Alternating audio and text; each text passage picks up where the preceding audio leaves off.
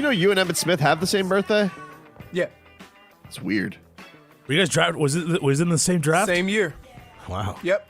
And we were the last two running backs in our draft to play. How would you have done with the Cowboys' offensive line?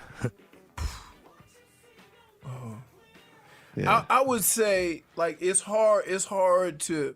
No, just say what it is. You would have been the all-time leading rusher. No, I'm not going to I think you would have. I think you would have. No, here's what I'll say. It's easy to say that these are the reasons why a guy was good, other than the guy being good, right? And that maybe helped.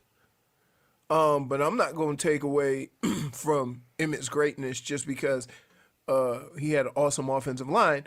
For instance, if Barry had that same offensive line, would he have fared better or worse? Because the style in which he ran was so different, you don't know if he would have got the same results. I'm just going to go out on a limb here as a know-nothing. If Barry Sanders would have had the Cowboys offensive line, I think that instead of 3 Super Bowls, they would have won 6. I mean, how many more yards? Like, for example, Emmitt was running for 1,600 yards. What is 200 more yards going to do? I don't know. Something. See what I'm saying? Something. What is 400 more yards going to do? Like, it's hard to say. It's a couple extra juke moves. Maybe it adds the right. You can. It's different.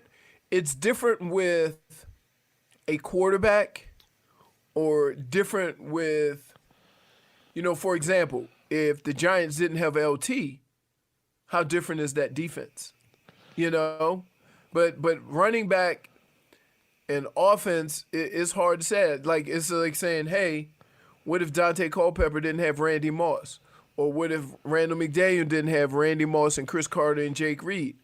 Or, like, very rarely, except for, I would say, Aaron Rodgers and Tom Brady are the only 2 quarterbacks I remember in recent history where we have questioned who they were throwing it to. Right? Right. That's why Brady left.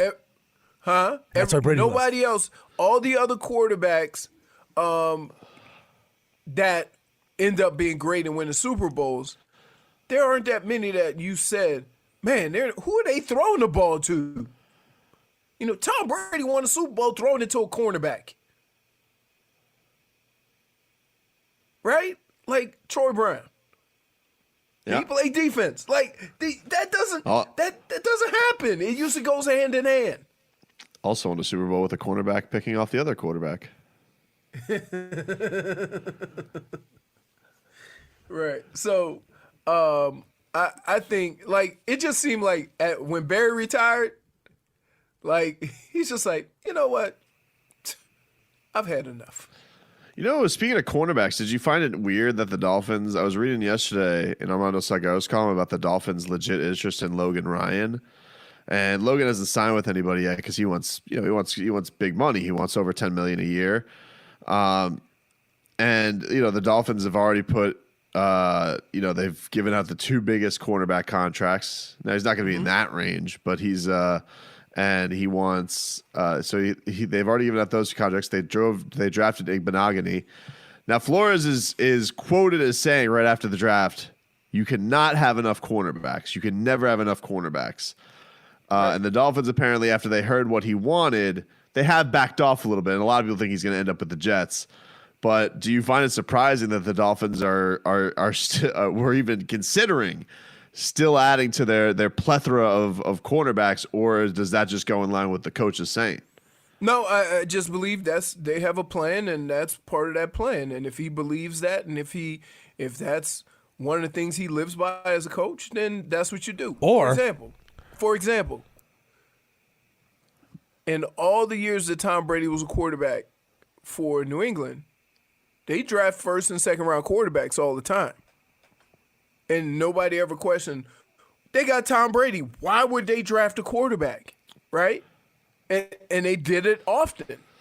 And in fact, based on their needs and what they needed, they would draft quarterback kind of high without a first-round pick or trade up and get a quarter. So, yeah, man, it's just preference. It's just what you think you need to build the type of team that you want. And I got to tell you, I believe, me personally, if I was picking if I was building a defense, I would feel the same thing about rush ends and defense linemen. Just because pressure I've guys. seen more teams, right, with great D lines that got after the quarterback and decent defensive backs win the Super Bowl more than having great defensive backs and an average pass rush. That pass rush is first and foremost. And then if you have any holes to fill in the secondary, you can fill those up with okay guys simply because you're getting after the quarterback so well. Or maybe It's the also tough. Dolphins Go just ahead, wanted to Robbie. drive up the price for the Jets. They have no interest in Logan Ryan, but they just want to make the Jets pay more. That too. You think That too. the smoke masters Oh, back at it? yeah. I mean, these are what they did in the draft. You think that he's coming out there? I mean, Chris Greer is kind of like Bruce Lee. Like he is in the art of deception, where he is just going out there. Goes, oh, what's this? Adam Gase? How about a little? Calls up Steve Ross, gives him a little ring. Goes, burr, burr.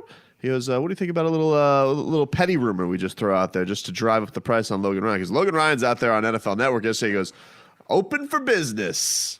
Open for business. Chris Greer is being one with water. I like it. I would say that look, publicly, you're never gonna know what these guys feel about each other. I'm talking about Gase and Chris Greer and the owner or whatever. But behind closed doors, you know, like you can be petty behind closed doors. You can be petty amongst each other. Of course.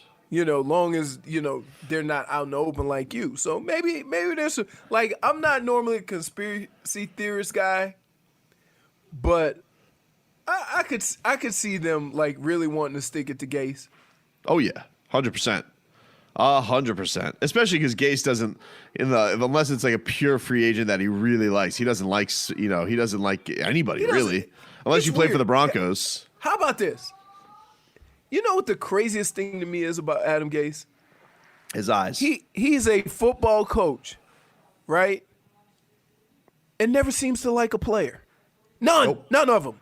None of them. No, except I don't Peyton get Manning. that. I'm like, hey man, you know you can't do that yourself. No. You know who he likes? He likes quarterbacks. That's who he likes. Because he's like the only guy I've ever met who's like, I need 4 quarterbacks. I need Fales and I need Falk. I guess. I need Fales, Falk. I need Cutler. I need Tannehill. I need them all. Right. You know, it's like, all right, whatever. Whatever you say, crazy eyes.